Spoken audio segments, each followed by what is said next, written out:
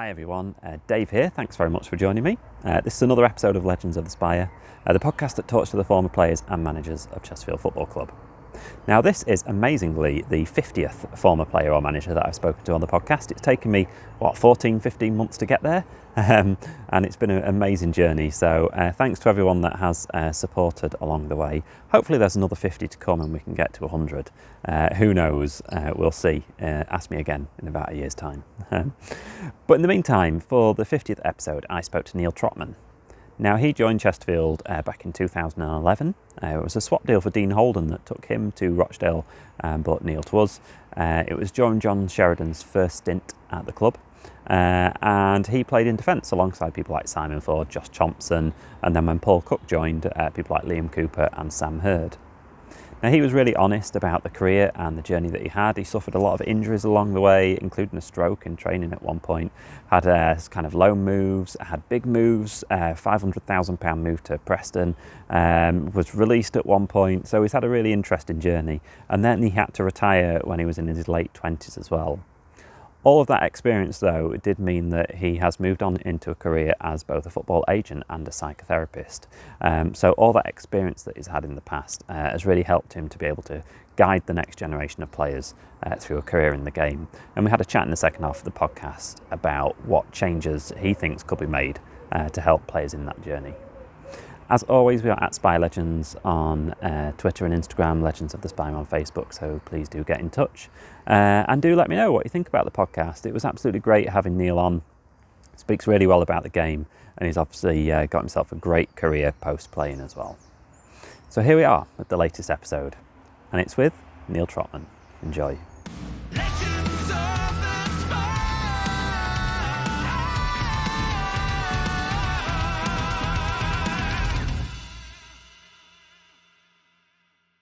You're like a Manchester boy, aren't you? So I suppose you either join a band or play football if you're from Manchester. Yeah, football. Football was the one. Around Manchester, there's this big Sunday League team, a really good Sunday League team called Fletcher Moss. A few of the United players used to play there as well. They got Wes Brown, Rashford, Danny Welbeck. So it's like a nice little club to kind of get recognised and kind of put your talent out there, really. And that's how I got found out, really. It was to play Sunday League. And yeah, I ended up getting scouted by Burnley, which was at 14, which was great. I kind of always imagined it to kind of happen at 14, which is kind of strange again. So it just so happened I got scouted at 14. And yeah, kind of that was my pathway, really. Were you always a defender then? Yeah. I say no, I always want to be midfielder, but in terms of the way I used to outplayed and what I was good at, I'll definitely say I've always been a defender. Yeah, I tried to go midfield, but I just wasn't good enough for that. Was that to do with kind of how you played, or was it like you had your growths, but at the time you just automatically got put there? Growing up, I loved Paul Ince. I loved Paul Ince, and he was a midfielder. I just thought he was involved more as a midfielder. You could do more. You could obviously striker or midfielder or a winger, whatever it was. You get more of the attention. You could say defenders just. Well, nowadays to do, obviously you got the Van Dijks, the Ramoses, etc. They get the kind of all the plaudits as well. But back then it was mainly just a midfielder or a striker really got all the plaudits and recognition, really. Just there to head it and kick it.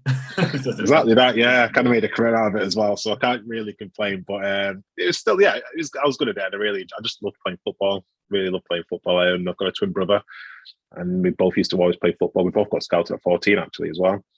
And we just always used to play with each other. It was great. Just playing in the garden all day and all night, really. It was great. And you were the captain of the youth team at Burnley, weren't you? Right? Yeah, it was. First, I made captain midway through my first year, actually, I think it was. So it was, because I was playing for the youth team in year 11. So I knew all the players anyway, and obviously I stood out. Moved to the youth team, was captain first and second year, and it was really good. The first year was actually quite tough actually in terms of results because we didn't really we just didn't experience a lot of first years playing against second and third years back then. Because I think in terms of the third years, and that stopped, didn't it? But we were experienced, and then obviously the second year we did really well. We play who was in my youth team, Carl Lafferty. All right, yeah. Kyle Lafferty, Chris McCann, Mark Pugh, and about a year or two younger, but he did play with us a couple of times, Jay Rodriguez. Mm-hmm. So we had I had a good time at Burnley. I left home at 16, which was a bit of a shock to the system. I'd grown up in Manchester, city boy, the inner city, and then moved into Burnley. So yeah, that was a bit of it was tough. I think the first couple of months I was a bit homesick, and I got used to it. And then after that, I just tried to get my head down, really, which I tried to do, but unfortunately got released, didn't I? But during my time at Burnley, it was great. It was in terms of me developing into a man, and you could tell I wasn't really a man, but kind of seeing the world in a different way, really, because from what I saw from what the world was just being a Manchester, busy, everything lit up, and just probably more of the in your face type of people. Moved to Burnley, everybody was quite reserved, so just got to see that kind of side of it. What's it like being a captain at such a young age? Like, how do you handle it? Because I suppose I don't know. I suppose you've got to have some confidence about you, haven't you, to be able to handle it? Yeah.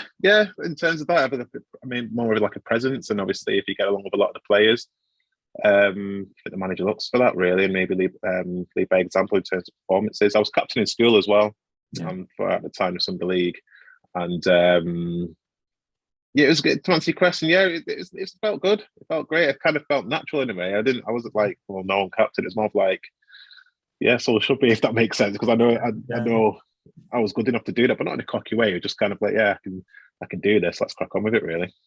Some people just kind of naturally slot into those roles, don't they? It's maybe just something that's part of your personality or something like that. You probably are just a natural leader and just never really think about it. Yeah, a few people have said that. I think I'm just myself more than anything. I'm not trying to be anything I'm not really. I just continue to be my authentic self, and from there, it kind of helped me throughout my career. And I'm guessing that's probably what it was in terms of being captain. I think when I spoke, I listened to people, but they also listened to me, which was great. And like you mentioned, then you ended up at Oldham, which was like John Sheridan pops up for the first time, still at Oldham. I know, because even now. It's a funny one with the Oldham situation, because my second year at Burnley, I actually got released. I got released at 18 during my second year scholar. It was. I actually thought I did enough to kind of get my third year, but just wasn't meant to be, which is fair enough. At the time, it's probably the best thing that ever happened to me, because I had to grow up a lot. I was really, obviously, when you kind of, your dreams have completely gone. So I really had to grow up a lot. I really had to look within myself. I couldn't blame anybody, because I know it's easy to do that. I'm really the only person I could blame is myself, but not kind of. I blame myself for giving me an excuse not to give me a contract, if that makes sense. Yeah. And from there, in the summer, it was really frustrating. But the day I got released, I just knew I had to do something. I just had to do something. And at the time, my friends, I've got a twin brother, so we have the same friends. They were all going away on holiday, and I just thought, if I'm going away on a holiday, what does that look like? Do I want it? So I turned it down to go away, and I just thought, no, I need to really focus on what I want to do moving forward, because it's funny when you don't realise how much you want to be a footballer until you get released. And I was like, right, the penny actually dropped for me then. So to go back to Shez, I was calling around lots of clubs when I got released, and obviously nobody's like, no, we don't need a centre half. They probably didn't really know who I was, really. It was just a matter of, we're another footballer. He just wants to kind of, he's been released and expects a chance just because you want it, if that makes sense. So I tried, I must have called about 10 to 15 clubs. All of them said no. And just by chance, I think somebody at Burnley knew the manager at Oldham, Tony Phillisker. And they said, spoke to Tony and said, Trots has been released. Would you be interested? And I played against Oldham a lot. I actually played for Oldham when I was 12. So a lot of the players who were playing for the U team kind of went through, and so I kind of knew him. Knew about 6 or 7 of them actually. And we played him in the final when I was in my second year. We played him in the semi-final, sorry. And I think it ended up 5-4 or something. It was a great game. And just always played well. Always played well. Shez was the youth team manager then, for Oldham. And I remember after the game, we beat them 5-4. He looked at me and just said, well played. You've got a really good chance in the game. Keep doing what you're doing. And that was, to be fair, about 2-3 weeks later, got released. But he said at the time, I knew like Shez liked it, which was nice. I didn't really think much of it then at the time because obviously I was going down my own pathway. And I got a call of Tony Philliskirk a couple of weeks after I got released. And he said, "Yeah, do you want to come down? It's for pre-season." I was like, "Yeah, of course I would." So I've seen you play. I really like it. So he really shot Burnley, released you. It was I can never understand why they did that. And I was like, at the time, yeah, I was a bit bitter, but it is what it is. Like I didn't really want to go into too much detail because it's not going to help my career, is it? Really, just mourning all the time about what happened. But that means I had kind of 6 weeks then to really prepare for pre-season at Oldham. And during that time, I think Shez got moved up to the reserves. So he was the youth team manager, and then he got moved up to the reserves. And pre-season started. I remember Shez, I'll never ever forget it. He said, "Keep your head down. You've got a great chance here." I said, "It's a good pathway here at the club. You just need to keep your head down, work hard, and I think you'll do it. I think you'll get to the first team."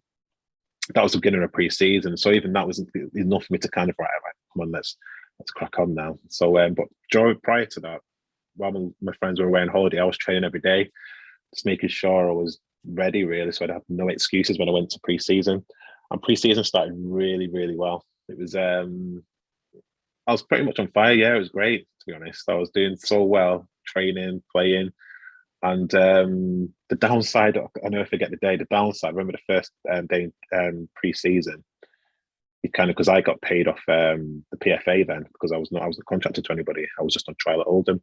And I thought I was going to get more than what I did. And at the time, that's when I realised as well, it was kind of not a setback, but it was more of like a reality check. And I was on £35 a week at the time. I know at the time it's still money, but at the time you're like, "Yeah, we're going to get through this." So yeah, I was on £35 a week, and even that I was like, how am I going to get through this? And but anyway, if I want the money to go up, I need to play better. I need to perform, really. So yeah, I did that. But during pre-season, I got injured with a knee injury, and that kept me out for until so pre-season is in July. I didn't get back till the March, the following the next year. Yeah. So it was a really tough injury. I think it was about that much of meniscus out my knee at 18, which is tough. I think people want to get that even in their 30s when they're coming towards the end of their careers. So that was tough. I think mentally I had to really prepare myself because I was on trial. I wasn't contracted to anyone. So you £35 a week. Zero safety net at all. You could have absolutely nothing. Yeah, exactly. So at the time, it was just literally just believing my ability. I just in my heart, I just believed that if I was fit and I worked hard, I just generally feel I'll get there. Moore left. I think Ronnie Moore got sacked from Oldham, and then Shez moved up to be manager, and then he offered me a contract. He offered me a 3-month contract. At the beginning, it was just to prove my fitness, which was fair enough, to be honest, because I've been injured for quite a while. Compared to what you had, 3 months is quite nice. Yeah, exactly. So at the time, I was on £200 a week. And at the time when he offered it me, I just rewound back a year ago, and it's potentially I was on £35 a week. So even then, it's progression in my way. And again, all I need to do is just stay fit for the 3 months, do it properly, and then from there, hopefully, I can extend it to the end of the season. And Shez was the manager. Then I did all right. I was playing okay during the 3 months. It's interesting because you look at it, and in that period, just from like reading your Wikipedia and everything, but you go from in quite a short space of time, just a couple of years from that to then like £500,000 move to Preston. It's quite amazing that bit of progression, isn't it, in such a short space of time? Yeah, and that's why I believe in terms of football, is a lot of it is completely mindset. It really is. I think what I had to go through for the first year, maybe 2 years, was just purely mental. It was just to get myself back. And I think once you're mentally right, I think you can, even if it's just a few appearances, you're ready already mentally, because you've gone through what it is you need to go through to be consistent in a way. I played Rotherham away, and I had a stinker. It was an awful game. I never forget the way Shez, he'd come in because he was the manager at the time, and Lee Duxbury was the reserve manager, and he'd come in after the game and he just literally dug me out. He said, it obviously, Shez is not, if you know what you can go in at you, if you know what I mean. And he knew me quite well, and it was kind of, he didn't hold back. He basically told me about yourself. He said, where do you think you're going? Who do you think you are, being the way you are and not performing? And it really got to me, that, but it made me react to me like, okay, I'm going to show you now, like, how I'm going to get there. And a few months later, I got the chance. I got the chance in the first year. I think I played Accrington. He started me against. We played Hartlepool away. We got beat, and coming at half time, we did well. What was that season before? I'm not sure when it was, but then the next game he started me against Accrington. Did okay. We won. It was just okay. I didn't perform great, and I was just on the bench again for the next couple of games. And then all of a sudden, we come into a game on Saturday. We're playing Bristol Rovers at home, and he said, he's read out the team sheet, and he read it out, and I was like one of the first ones. Obviously, the goalkeepers and defending. I was like, I'm starting. I was nervous. I quickly went into the change. I went into the toilet and texted my family. Said, "Listen, I'm starting. Come down quick." Because it's Oldham. It's not far from where they lived. So I was like, "Yeah, come on, I'll leave you some tickets. I'm starting." So they come down, and honestly, you could say if you was to watch that game, you could have tell there's a young kid making his debut who was just really nervous. And it was every time I had the ball tried to touch our feet, it was just in the stand straight away. I was up against Ricky Lambert as well. Okay. And I know, yeah, but it was a learning curve, and I got through it.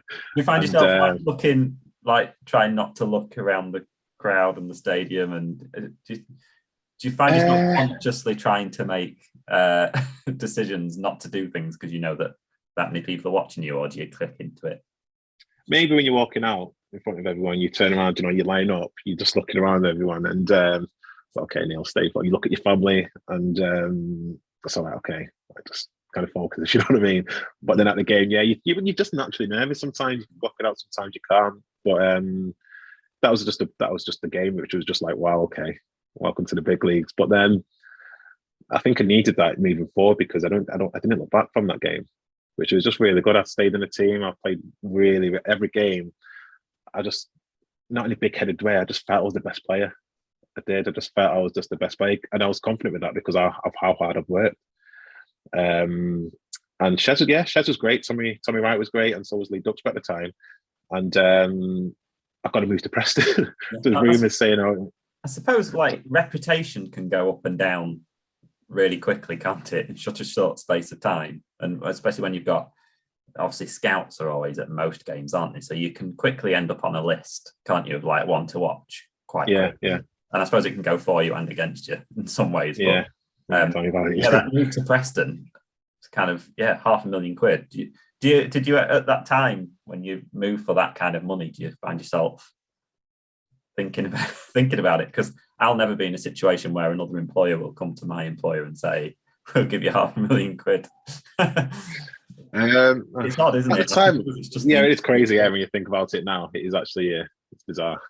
And but I had a month of kind of talk. It's like, yeah, you're going to move possibly. There's a good chance you'll move on. And actually, Tony Philliskirk, he actually said to me, "What's what going to do?" I said, "I was thinking, I don't know, I might stay." I wasn't really thinking about it. I said, I wouldn't mind staying because I need the games, etc. I've only just really played. I've only played a few games, if anything. He said, "Go." I said, "You should go." I said, as a staff employee for Oldham, I'd want you to stay, but as a friend, you should move on. You should really move on. And Shez said the same thing as well.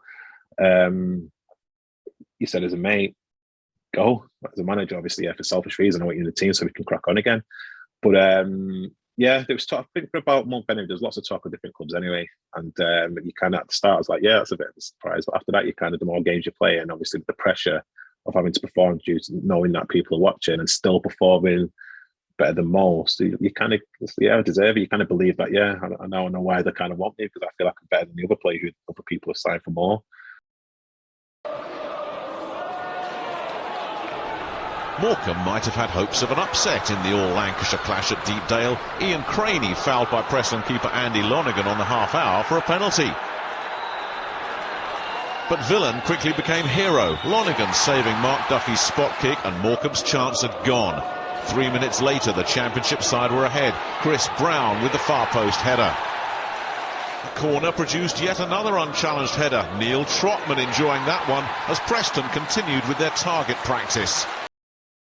Yeah, Preston was really good. I enjoyed the lads were really good at Preston. I'm really good friends with Chris Brown, a striker there, who was like, yeah, I got on really well with him. Preston was tough though. The first year at Preston was probably first 2 years was probably one of the toughest situations I've been in terms of football career. And honestly, the only time I can relate it to was when I actually got released at Burnley, and when I got injured and during that little period, that 2-3 month period. But I felt like that probably for the best part of a year. No, yeah, a year. Because I ended up moving to Preston in the January, and I was on the bench with Preston. We're kind of in survival mode, and none of the defenders were getting injured. They're just playing all the time, which is fine. And then towards the end of the season, I ended up playing a few games, and I did really well. I think I ended up getting I played 3 games, and I got in team of the week 3 times, I think, and during the 3 games. So I knew I was ready for this level. I knew I was just completely ready. So the season finished with Preston. I ended up spending 4 or 5 months there in terms of being fit, and then I needed an injury. I needed a knee injury on the same knee I got injured with when I was at Preston. Oldham. Kept me out for a while. That knee was playing up. It was a tough year. It was a tough year mentally. I got through it. I kind of fell out in love with football. To be honest, I suffered a lot of injuries prior to. I think even I had a couple at Burnley at the time. I had a groin operation and then the operation on my other one. Then we toured and had another knee operation. Moved to Preston, had a hernia operation in the January, but I was fine after that in terms of a couple of weeks. And then I had another knee operation, which was like a macrofracture, which was a drill into my knee, bone on bone, everything, which was really, really tough. And it was so downhearted. I think the first couple of months I got through it in terms of it was just new money. I could kind of distract myself. Yeah. And but once it really sunk in, probably the team were doing really well, obviously, which is good for the team. But when you just don't feel a part of something, it's just like, man, what do I do? And actually, following that year, I got back fit properly anyway, April. Ended up going on loan to Colchester for a little bit. That was good. I think I played a couple of games there. The first couple of games was great. Played against Leicester. Got one under March. It was just playing against Leeds. It was nice to go on loan there. And got back and the team were doing so well. I just didn't feel a part of anything. I really didn't. And I was so stressed, I believe, was the cause. I had a stroke. I had a stroke in the 2009, it was. So I would have been 22. I had a stroke at the end of the season. I was training at Preston and just broke down in training. I just felt so dizzy. Playing possession games. I just had a stroke. That's the only way I can describe it. I went up to the physio room, and even all the lads were like, they were really worried. I was like, what's happening? I felt okay in terms of like, I didn't think I was dying. I just felt something was up. Yeah. I ended up having a stroke, at 22.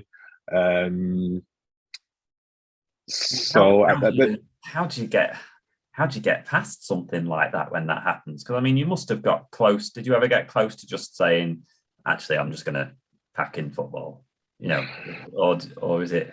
No, I never. I just felt the money was good more than anything as well. But it's something what I've always wanted to do. I'm a footballer. It's something I always wanted to do. Despite what people would advise, I'd always want to play because it's a part of me. And I've worked hard to get to this point. Obviously, health comes first, but I generally did feel okay. I say okay. I felt okay during the time, and that's why I didn't really make much of a big deal because I know some people don't make it sometimes out of that. So I didn't want to make it much of a big deal just for that reason. I don't want to come across a lot of strokes. It's kind of, I got through it, it's fine. But I know other people don't do that. So I thought, okay, now let's keep this under wraps. Also, it might be bad for my career to let everybody over the team know that I've had a stroke. Nobody will go near me.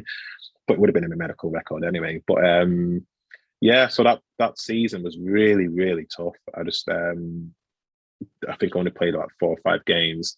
And then come pre-season, I was like, okay, what am I going to do? Like, this is really a sports major at a time. So let's just get yourself ready and then go again for the season.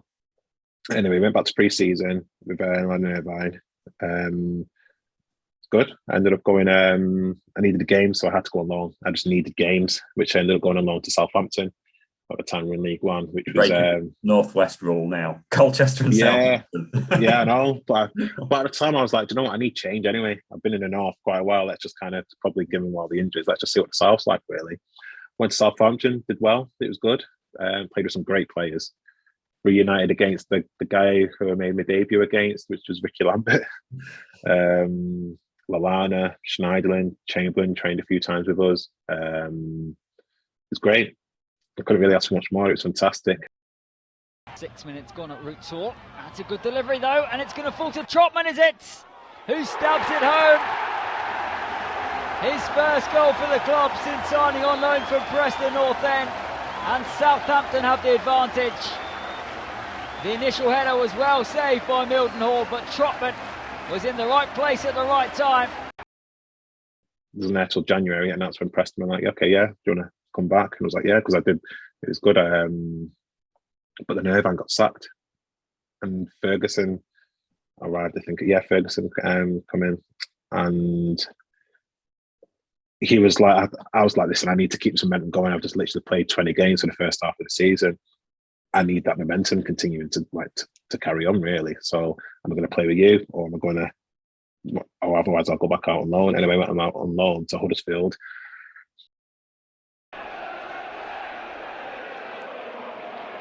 Huddersfield hadn't tasted defeat at home since April, but the Canaries refused to be knocked off their lofty perch. They had to come from behind, though. Neal Trotman heading home in the 3rd minute. Yeah, Huddersfield ended up playing all the rest of the games from January on to the end of the season. Ended up playing in the playoffs as well, the semi-final. We got beat to Millwall, which they ended up going up, but they were really good. And I just remember sitting down with my agent, because I was actually in hospital the year before watching Preston in the playoffs against Sheffield United. After my stroke, I was actually in a hospital bed just watching the playoffs, and then to fast forward another year, I was playing in that. So it was a nice moment for me and my family, really, just to know that I'm back. I'm in the playoffs. I kind of missed out on that, but I've kind of got my own little playoff going on as well with the team I'm at now, which is Huddersfield. So that was nice, actually. And so that season ended. I was shattered. Like, first proper full season at professional level I've ever had, like a 40+ game, because I didn't really have it at Oldham. So I was shattered, really. That's what I needed, the rest. Anyway, went back to pre-season. Ferguson had his own way of doing things. He got rid of a lot of people. He's disrupted a lot of things. I remember they were going away to Marbella, and because obviously what I'd been through, I needed games.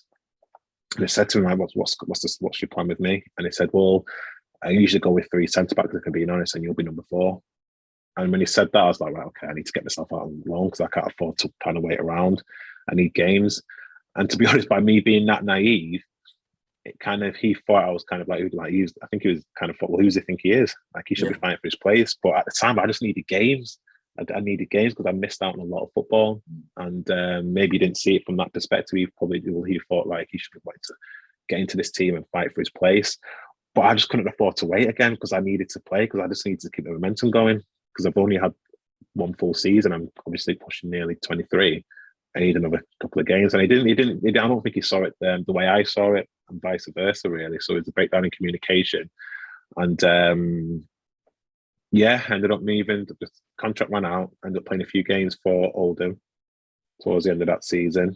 I think I played about 20 odd, which was all right. And then from there, I signed for Watchdale. Yeah. So it's an interesting time that then for Preston, isn't it? Because you've got like 4 loan moves, and then you say it's finding momentum, isn't it? But having to do a lot of moving at the same time. Yeah. And it's you can see how it'd be hard to really ever feel like you've fully got going. Yeah. I feel a part of something, yeah. Get sacked, and then it's difficult, isn't it? Exactly. And bearing in mind, the only time I felt a part of something was when I was at Oldham. Because through the youth team, through the reserves, and then through the actual first team, that's probably the longest period I've actually been with the team where I felt comfortable. And so I played for Rochdale for a little bit, it was bad timing. The manager was kind of new. Even he'll tell you now. Steve Ayres, his name is. He wasn't ready for that. Coached at Chesterfield for a while, I think. Steve Ayres. Yeah, he was. Yeah, a few years after that. Yeah, but he'll admit he'll never go into management again. I think he just wasn't ready. I think the way it went just wasn't well for all parties really involved. and we played Chesterfield. We played Chesterfield in a cup, and Johnson's Paint. Actually went into the office after the game because Shez was in with the manager, Steve Ayres, and I thought, is Shez in there? I was like, yeah. So I just thought I'd say hello to him and Tommy Wright. Ducks, I knew them all. And not Ducks, so it was just Tommy Wright and Shez and Norm, Matt Crossley. Mm. Yeah, they were in the office and with their managers after the game, probably having a drink or something. I said, let's say hello to him all. It's great to see him. And from there, yeah, moved on. And then obviously I spoke to my agent. And he said, would you ever go to Chesterfield with Shez again? I was like, of course I would. He said, Rochdale is obviously wishing him all the best, but if I can link up with Shez and the lads, it goes, yeah, it'll be great. Fantastic. And then we ended up doing that. It was a loan, then with an option to buy, which would have kept me there for, I think it would have been like a year and a half, wouldn't it? I think, well, back to near enough 2 years. And it was great. Yeah, I really enjoyed that time at Chesterfield. What's Shez like then as... because obviously it's been back to Chesterfield a few times. It's obviously been back to Oldham quite a lot more times. But I suppose as Chesterfield fans, our kind of appreciation of John Sheridan's gone down a bit just because of his last spell with us. It didn't end so well with us. But obviously he gave us that title winning season, which was really good, and the paint trophy final win as well. So what's he like from your side of things? Well, Shez is from the inner city as well. Hmm.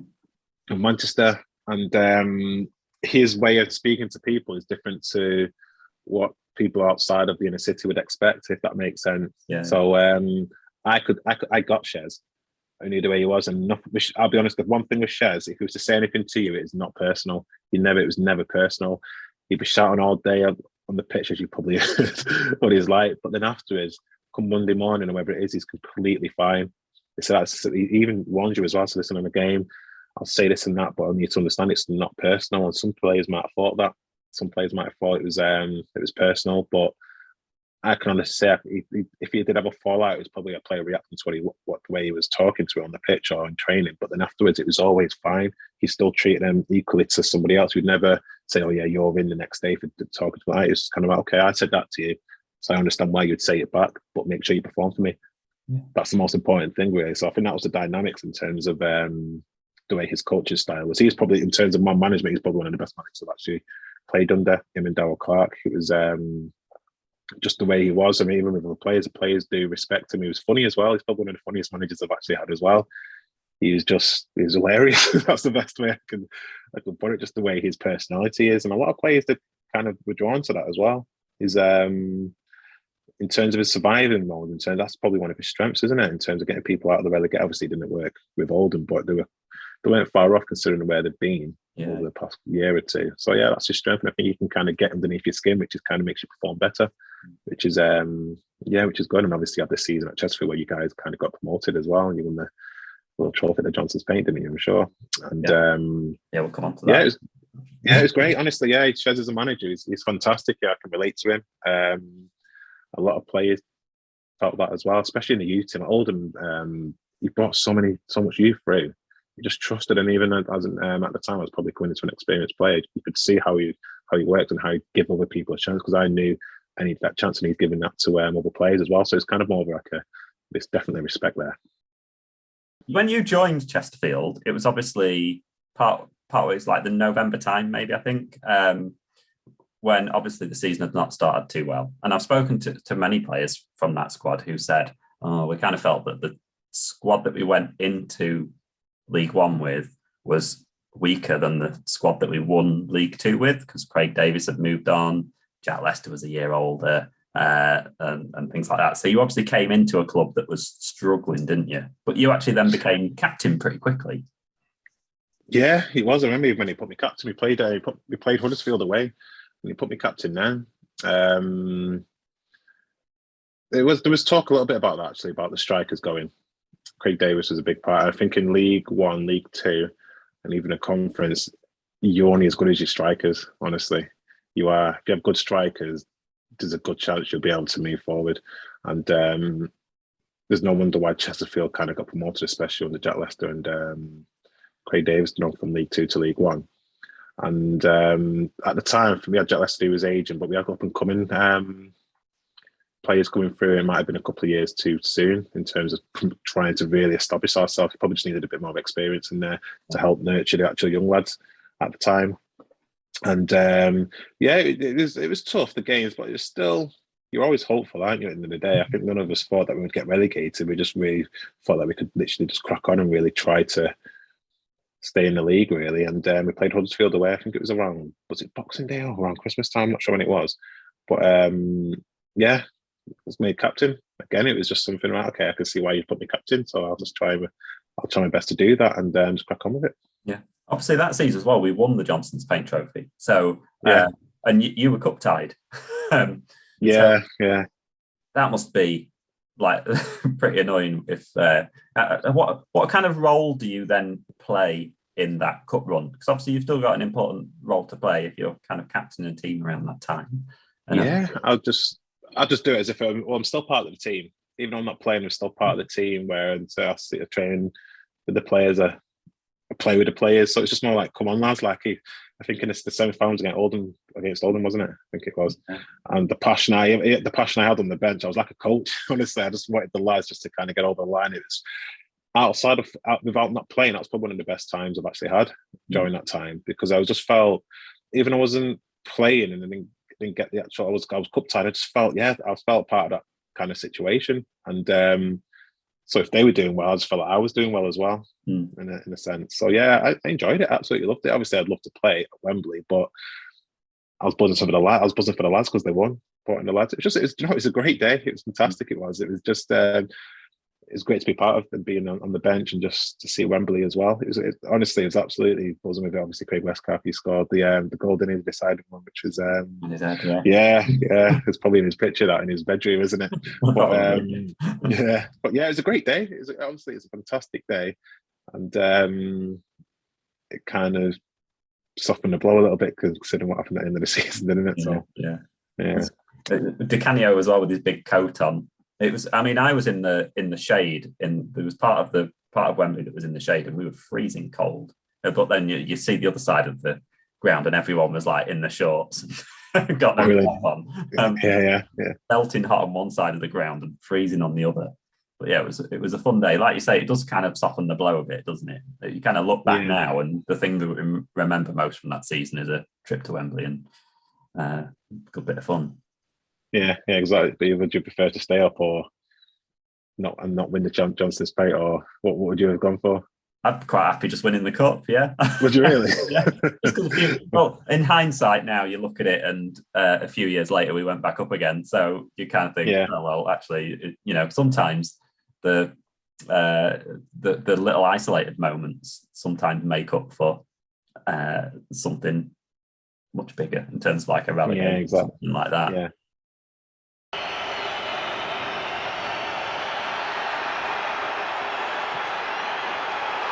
He's onside here, Westcar. A chance to really crown it. Craig Westcar! The celebrations start for Chesterfield. That is a wonderful moment for them and for Craig Westcar. What were the partnerships like as well? Because you played with some pretty good defenders during your time at Chesterfield. It was like Simon Ford.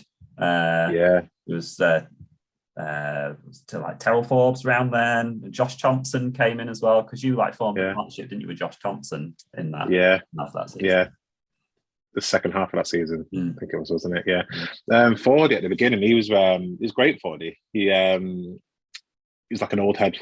He was an old head at the time, and I just got on really well with him. He was fine. He was such a nice guy. I just got on really well with him. Yeah, the lads with all of them were great, actually, to be honest. But at the time, obviously, being a centre half, Fordy was just really never really isolated, never edged me out. He was just a nice guy to be around and to play with. He was really good. And I remember the game against Sheffield Wednesday at home. I think we won 1-0, sorry. And I think me and him played centre half. We played really well, and it was just at the end of the game, it was nice for us to kind of really do well against like a local rival. So yeah, that was a memory I had with Fordy and Thompson. He was a bit younger than me. It was just nice to form that partnership in terms of being younger than me, just trying to help in the best way I can. And after that, Forbesy, I knew Forbesy at Oldham when I moved to Oldham in my first year after getting released from Burnley, he was in the first team under Ronnie Moore. So I knew him from there really. Spoke to him a little bit when I was at Oldham. Well, yeah, Forge was great. He was cool. He was a nice guy, and he moved on as well. I think under Paul Cook, didn't he? So yeah, it was nice. It was great actually to be to play with those type of players and just to play more than anything. Yeah. So yeah, I think that season I played quite a few as well, which is great for me. Yeah, and that season after, obviously John Sheridan got sacked, didn't he? Quite early on in that season, and Paul Cook came in. And I was having a look. There's a great Chesterfield history website which has all of the results and who played when and everything else. And it looked like you probably had a bit of an injury around when Paul Cook came in. What? I don't know because it took a while, didn't it, for you to kind of get into the tean under Paul Cook? That pre-season, that when Shez was actually the manager, I had an operation on my knee and I was out for well over a month. So I was out for the whole of pre-season. I was in, and that's when they signed Hurdy. Sam Hurd come in, and Hurdy is funny. Hurdy, to get Hurdy into Chesterfield, he wanted to be captain, and obviously going down if you know what I mean. If it means that much to you, which is fair play. Hurdy's great as well. Hurdy's absolutely one of the nicest guys you'll ever meet, and he's a great player. But yeah, Shez put him captain. I think Shez didn't really have to say much to me. He's like, he's coming in as captain, and it's part of his. That's what I want to do. So it was fine. It's not gonna stop me from trying to perform at my best, and that was fine. And got on really well with Hurdy. He was great, but I was injured. And Finconi had a week's pre-season, and we played the first game. I never forget it was against Wimbledon, and I was just so unfit.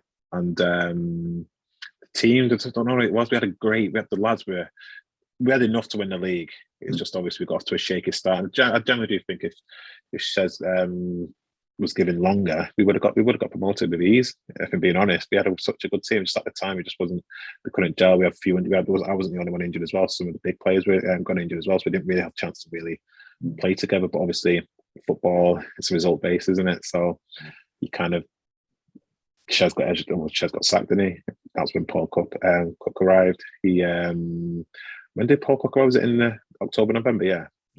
I think we'd obviously played that game against Accrington that ended 4-3 to us, I think it was, and that ended up putting the wheels in motion, I think, for him coming in. I think.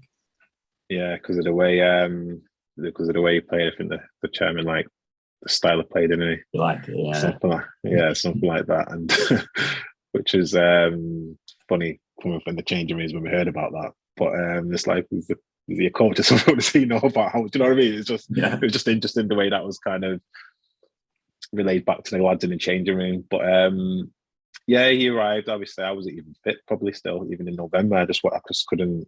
I had little niggles as well. And then Paul Cook arrived. He made it clear that who he wanted to keep and who he wanted to let go. I was part of the team, the part of the players he wanted to let go. And which was, managers have their own style, which is fair enough. Which is, I like to think I've been in this position before in terms of having to fight for something. If it meant me moving on, that's fine. But at the time, I did actually get injured. And at the time, if I was on my game, I generally do feel I was better than the rest of the lads. It was just the way I've kind of believed in myself. But at the time, if I'm being honest, even around 24, 25, I was starting to kind of decline in terms of me being able to play my proper game, which is to be agile, everything to get there, to be quick. My knees they were shot to bits, actually. My left one was really poor. I think probably at 24, 25, my left knee was probably at 70%. And you can't really get away with not jumping, can you? Usually my left leg is usually my takeoff leg in youth team, even growing up, but I couldn't even take off my leg.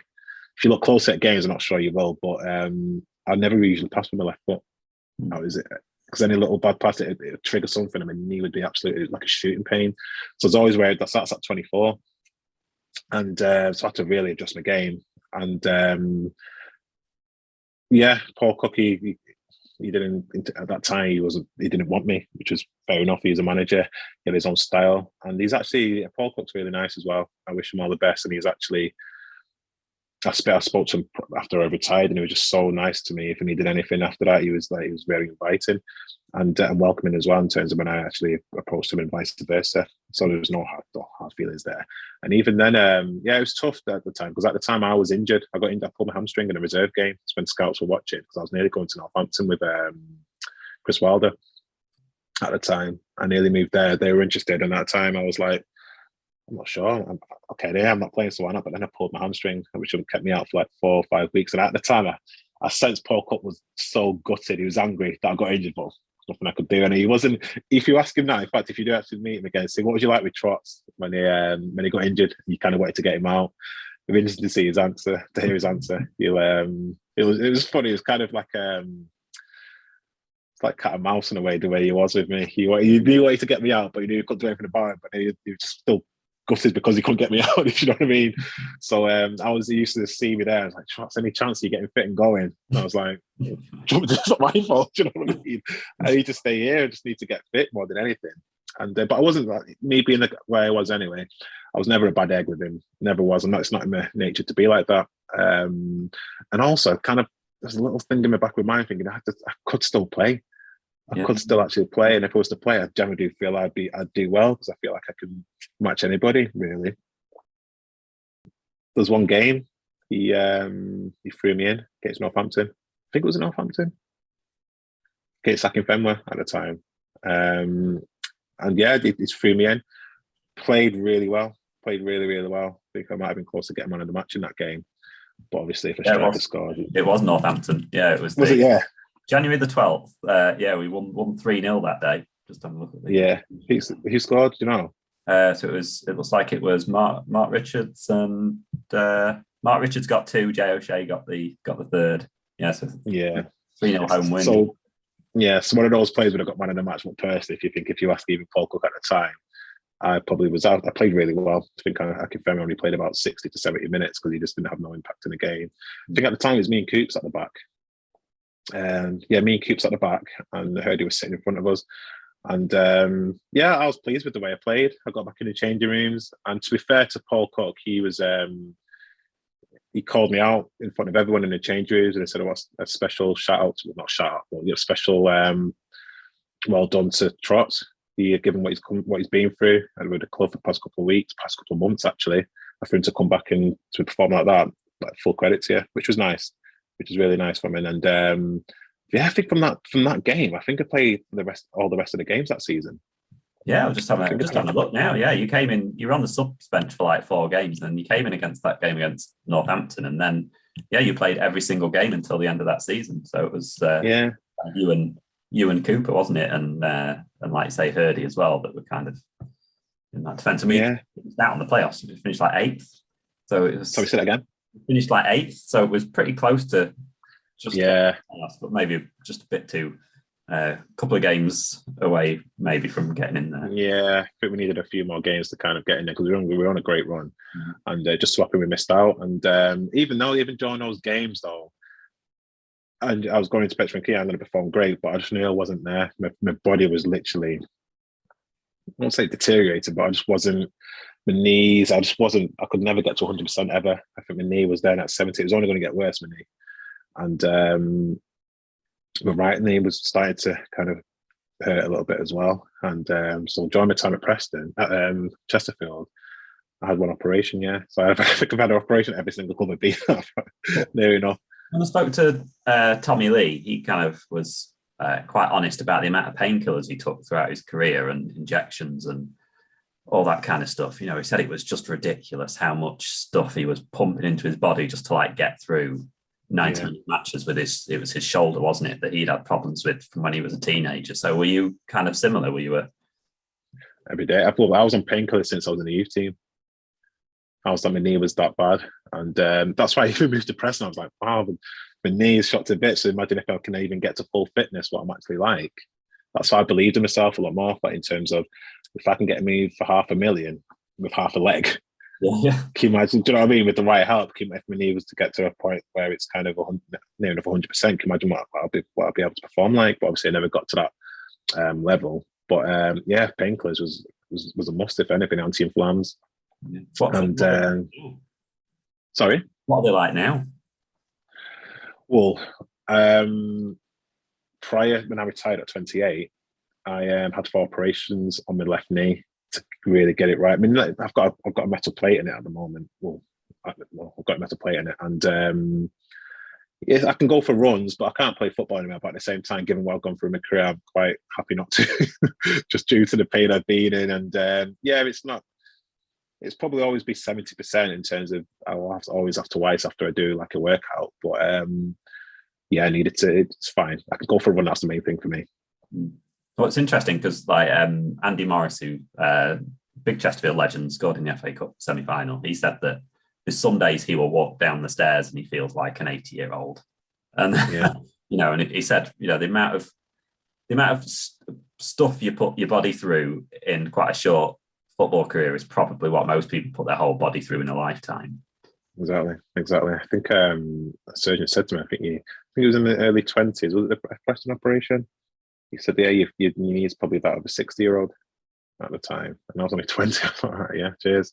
But yeah, the body, what I put my body through to get to just to play at a certain level is, yeah, it was, think about it now, it's, yeah, you have to put yourself through it to get to a certain level. And yeah, if I said, go back to the start of your career, will you do it all over again? What would you say? Do you know what? It depends if I'll still get to this point in terms of me being a therapist, because I love that. I feel like I found my new passion in that. But yeah, no, I would, yeah. But at the same time, my knee would be a lot better than what it is now, I think, at the start then. So, yeah, no, I'd do it. Yeah, I would. I'd definitely do it all again, 100%. Yeah.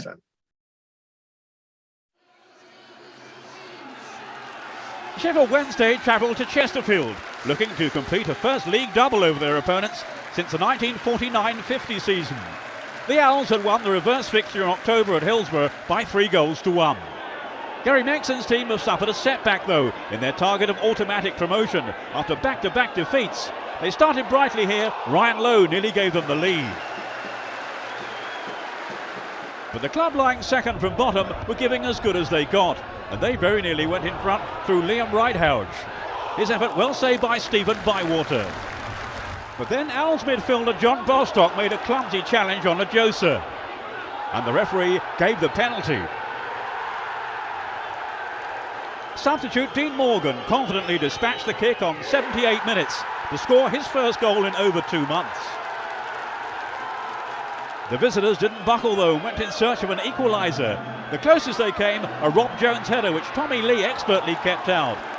It finished 1-0. Chesterfield's fight against relegation continues to gather pace. Wednesday's automatic promotion push is stuttering.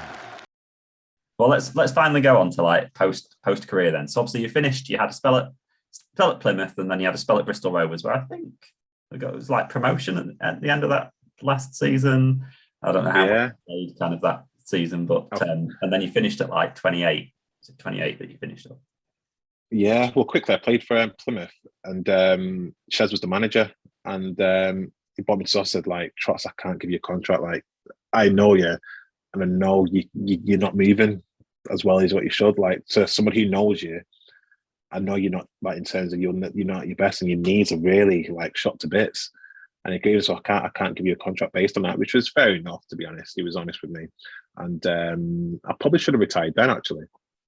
From football, because my knee was really, it was in bits. I could play, but it was literally, I was near enough 50%. And I've probably, even at Chesterfield under Paul Cook, I was probably 60%. Honestly, I was really struggling after games and even before, just to kind of maintain a level of fitness where I could compete. And yeah, so Shez kind of released me then. And even I was thinking, should I retire? But then I got a call off Marcus Stewart and at Bristol Rovers, who just got relegated. And Daryl Clark was the manager, and he said, listen, Trots, do you want to come and help us? Like, you're an experienced player, you'll definitely be able to help the young lads. And just obviously you'll get the games, and believe me, once you're playing, you'll play throughout the whole season. And to be fair, once I kind of established myself in the team, I was playing a lot and I was doing really well. But again, my knee wasn't right at all. I was really, really struggling. Even at training, I used to break down in training just because my knee would stop. I'd be running and my knee just wasn't right, and I'd have to stop because I couldn't carry on. And I ended up retiring at Bristol Rovers, and surgeon at the time, because I think I had my first operation during the time at Bristol, like, in March, and my knee was awful, and they tried to trim it, just can try and get me to play again. Got infected twice during that, so I had one operation before the end of the season. Retired in January. In July, the surgeon said you can't do it anymore, and I really wanted to shake his hand when he said you can't play anymore. It was just kind of, I needed someone to kind of say, yeah, you can't do it anymore, so stop it, basically. And it was nice. I thought, like, oh, what would I feel like if I was to ever not play football again? But I can honestly say I felt like I had my life back in that sense. And during that season, prior to that, I had another 3 operations. Following that year, I had a PICC line coming out my arm to give into my heart to give me the antibiotics what I needed, just to kind of stop me knee from getting infected, etc. So it was tough actually during that time. And my wife, actually, I remember saying, she was like, "What do you want to do?" I said, "Well, I'm doing the properties, but I don't think it's my passion. It's not my passion at all."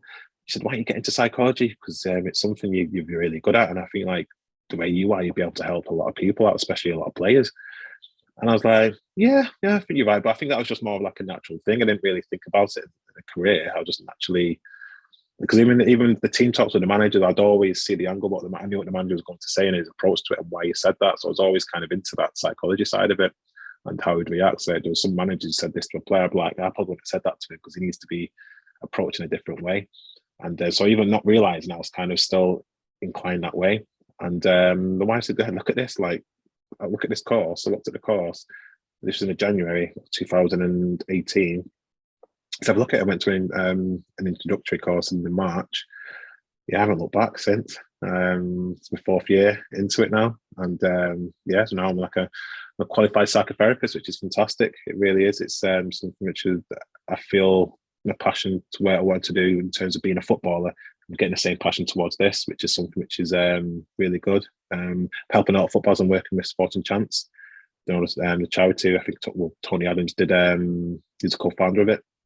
And I'm a psychotherapist now with Sporting Chance. I've dealt with a lot of footballers from international down to the lower leagues in terms of the conference or the National League now. So that's something I've got my hands in now, which is really, really, I'm actually really proud of, given what I've been through in my career, having to battle through certain injuries, illnesses as well with a stroke, being released, not playing, being injured, the way managers can talk to you and the way you respond. I feel like I can give that back in terms of helping a lad out or anyone. Career as a whole, and you can see why it fits perfectly, you doing this, because like you say, you have dealt with pretty much everything that a footballer would possibly have to deal with in a career. Got so much experience, and like you say, with the kind of having the experience of playing at a higher level, and then obviously finishing up with like Bristol Rovers, I suppose players wherever they are and whoever they're playing with, you can kind of relate to where they're at and what they're doing and what's happening. Yeah, definitely. Played in all leagues in terms of, apart from the Premier League, so I can understand what the intensity is like there. And also in all the clubs I've actually been to, I've never had an issue with any of the managers ever. It was always just, it is what it is. I'll try my best. If it's not what you want or what you need, or you go in a different direction, that is fair enough, but it won't stop me from being who I am. And so given the job I'm in now in terms of being a psychotherapist, it's great as well, because being from the inner city, a black man now, and at the time I was a black boy, young, to have that summer figure who can relate to you, who can relate, it's unbelievable. I've got a lot of clients now from the inner city who kind of need somebody like me to kind of give help, really, more than anything. It's so important to have somebody you can kind of look up to, you can trust, and also who's been through quite a bit of stuff as well in terms of emotional strain, especially throughout my football career. I was fortunate to have a family who were very supportive. So I've got my mum, my dad, my sister, my brother, and now my wife. But a lot of people don't have that. I'd say a lot of people, some people don't have that, and they need somebody else who can support them. And I'd like to think that I can do that to a lot of people, a lot of kids, a lot of adults. I feel like I've lived a little bit. I've lived a privileged life as well, but I've also I've had the hard side of it, and I feel like I've got a lot to give to men and women and boys and girls, which I do now. I've got a lot of clients who are under 18 as well. My youngest is 12, and yeah, I just feel like I've got a lot of knowledge and experience in order to help them mentally, emotionally, get over a few obstacles that might be happening in their lives right now. How do you think football could change because obviously you hear a lot about what players are going through and maybe the issues that are more pertinent in kind of football at the moment. So how do you think, if you had a magic wand and you could change a couple of things, what would you think would be a good place to start? In my opinion, I think every football club have a duty of care. I do. I think it has a duty of care to help the kids, because that's who it is. Like when you originally get the players, they are actually kids. I think it's the duty of care to look after them mentally. Even if you feel like they're not an asset, they still need help. Just think about it. Once you leave school, you're still a kid. And usually you get called by your nickname. Say for me, it could be Trots. So I'll be Trots, got 16, going into football. Trots, well, obviously from football. So out there, the attention you get, oh, you're the best, you're great. That kid, Trots, has never been really able to develop into who Neal Trotman is.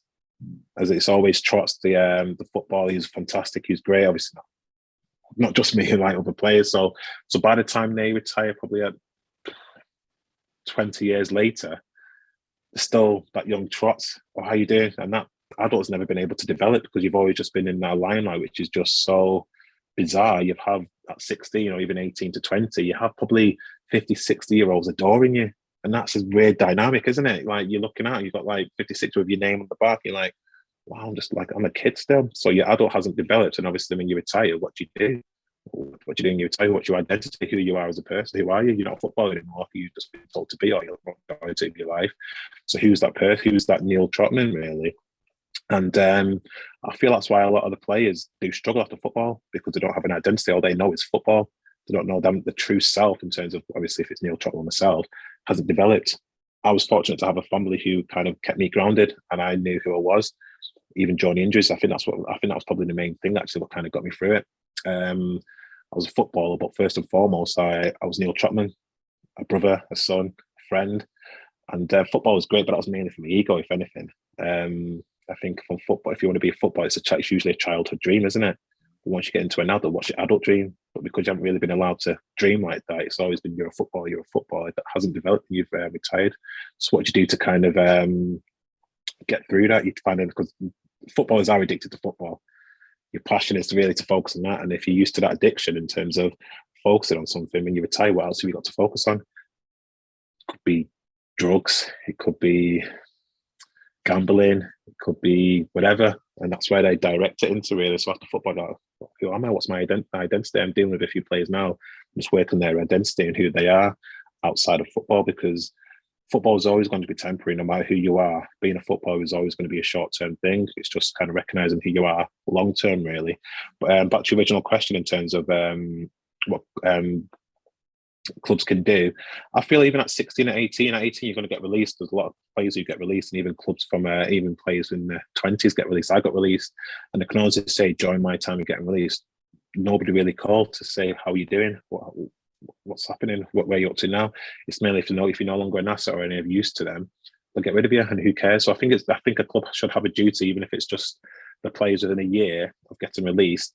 They should have contact from that previous club to say, how are you getting on? Do you need any help? And I think that will help a lot of players. I think it's so important, because that doesn't happen. It doesn't happen unless you're friendly with a manager, or you know some of the players. They don't really ask you, because you just crack on. You're forgotten about straight away.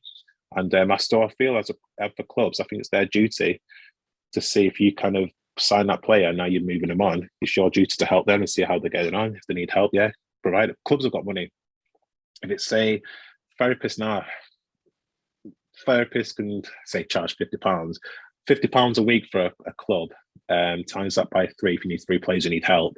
That is nothing. It's free. It's 150 a week. What's that? 600 a month. What's 600 a month trying to help somebody's welfare? Do you know what I mean? And mentally, I feel like that's what clubs can do. I think that goes a long way, just to call up and say, how you doing? You've got a club, how are you financially, what your family like, and etc. Do you need help? And I think 9 times out of 10, a lot of players will do that, knowing that they can find in someone, and somebody generally does care. And that's the reason why a lot of footballers don't find it hard afterwards. They can't speak to anybody because they've been idolised. they've been told they're great, and once they feel like they're not great anymore, it's a bit embarrassing for them as well. So who can you talk to? So I think straight after of getting released, ask them how they are, because at the end of the day, at 16, 18, that boy is still a boy even at 36, because you've never been able to develop. You've been told you're great. It's a bubble football. It really is. It's just once you kind of realise that afterwards, it's just like, wow, it's so incredible. Well, it's interesting as well, because I've spoken to a lot of footballers. Obviously, you're number 50, and it's a common thing in that a question I've kind of got used to asking quite a few players is, what's your relationship with football like now?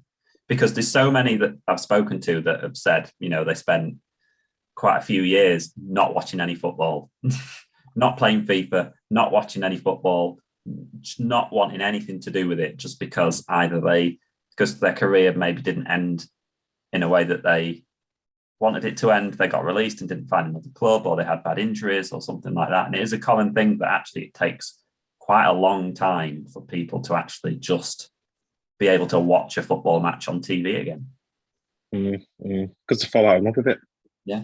And the game, they feel betrayed by football. It's like the reason why they got into football wasn't for this feeling afterwards, if that makes sense. And enjoying what happens in football. I think even enjoying your playing career, I don't think it's great. I just think there's a lot of distractions. Even if you feel low, you can easily just go out on a night out and get the attention you want or need. And also playing football on the pitch isn't necessarily a bad thing, because it can be a good release for a lot of players. And also it's a coping mechanism. And once that's taken away from them, what do you do to cope? Like I said before, it could be alcohol to dissociate more than anything. And again, that's where I think there's a lot of work to be done in the game. But I do watch a lot of football. I think when I retired from football, my way of dealing with it was to watch football, go to games. I'm a football agent as well. And even now as a football agent, thinking I could help a lot of players, not realizing I could do that doing psychotherapy. Yeah. So so it worked out well. So my way of kind of being involved just to watch, I do love playing football. I'm watching football. The reason why I got into football is because I love watching it. If I can't play, I'd rather watch. That's how I do. You know what I mean, that's the best way to put it for me. But players do fall out in love with it because they feel like it hasn't treated them well. I feel like they're just forgotten about. At one point you were great, and now fans can be fickle, managers can be fickle, even players can be fickle, and they feel, okay, that was somebody who once loved me. If I was great, I'm not even bothered about me anymore. So what does that feel like for me? You go back into that child, and how do you deal with it when you're a child? You kind of can easily dissociate when you're a child and something's going wrong. But when you retire, you're an adult. What you do to dissociate, doing adult stuff, which is alcohol, drugs, etc. That's your way of dissociating, and that's when people turn to gambling for addiction, just to take the mind off whatever it is, and also that chase as well, what they used to get, when that adrenaline rush from football. So it's getting that balance and getting the right help to kind of establish who you are as a person, because football isn't who you are. It's what you used to it's something you was good at more than anything. It's obviously which paid really well, and the attention on it is just incredible. Like I said, when you're 17, 18, even 19 playing in the first team, you've got grown adults really like supporting you, like being like obsessed and not sign this. It's just like, okay, that's to me, that's a weird thing to experience. It really is.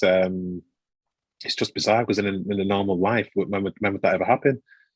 It wouldn't. But it's just obviously with football, and also with fans, a lot of fans take it to heart, and it's just like, wow.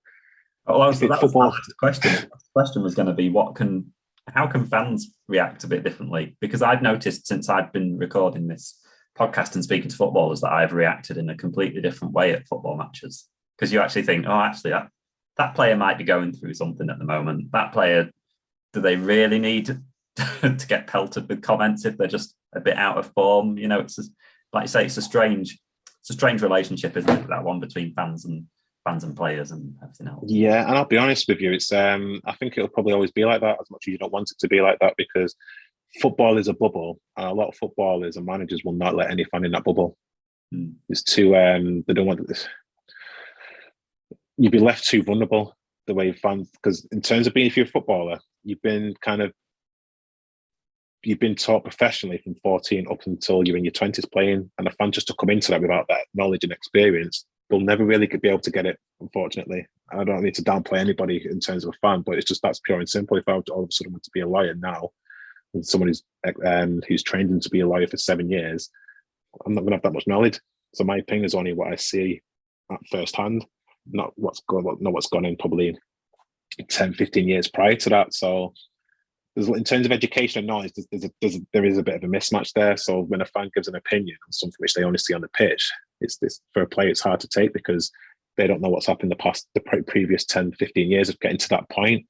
And fans can, like, they're opinionated. Like, even though I'm on the TV and I watch my team United, you can be opinionated, but at the same time, it's really important to understand that if you're having something's going on in your life which is mentally straining, there's a good 100% of footballers will go through that. They're not superheroes. They do have feelings. Just because you see them on TV playing great and doing something good doesn't mean that they're untouchable and they don't have feelings. They're literally people in their lives, like, pass away. They struggle mentally. They're normal people. And for whatever you experience outside of your workplace, we footballers do as well. And I was going to say something which is really important now. With football, if it was a normal 9-to-5 job, a lot of people wouldn't be invested as much. It's just the fact that because you might be a bit of a hobby, you feel like you can pass your comment on as somebody who's trying their best. Actually, ultimately, somebody who's actually trying the best to do something, and they're shot down. And also from that point of view, players are just, how can you trust anybody? If you do a cross and it's bad, or you hear somebody's like, oh yeah, this and that, and how do you expect to trust anybody coming outside of football? So if somebody's arguing that, you're a bit nervous just because you don't know what they're thinking. It's a tough one as well, because we know how much it means to the fans, but at the same time, you can't trust them, because in a week's time they'll be the same ones who it will have your head really more than anything, because you be signing an autograph for somebody, then probably the week later they'll be shouting all sorts at you. So it's trust issues there, definitely. I'd say week's a long time in football, isn't it? It's incredible. Yeah, it is. Well, thanks so much for coming on and having a chat. It's been really interesting to get your perspective on things, and it's great to see that post football you're like still in the game and helping people out and passing on that experience. And obviously working with Sporting Champs, it's a great bunch of people to be working with as well. So hope it all go really well, and hopefully we'll see you at a Chesterfield game sometime. You never know. If you got any players that you're sending to us, we could probably do with a couple. Yeah, I'm going to speak to Paul Cook actually, because he's there, isn't he? I think if it's not this season, and if he stays next season, I don't think you'll have much issue. I'll go back up into League Two. I think it's a big ask for him to, I believe, to get promoted this season. But I think he'll try his best, and given what's happened previously at Chesterfield with Paul Cook, I don't see why he couldn't do it either this season, possibly, which would be hard, but next season also. So I'll probably say they'll be favourites. Definitely. Paul Cook against John Sheridan would be interesting, wouldn't it? I know, yeah, crikey.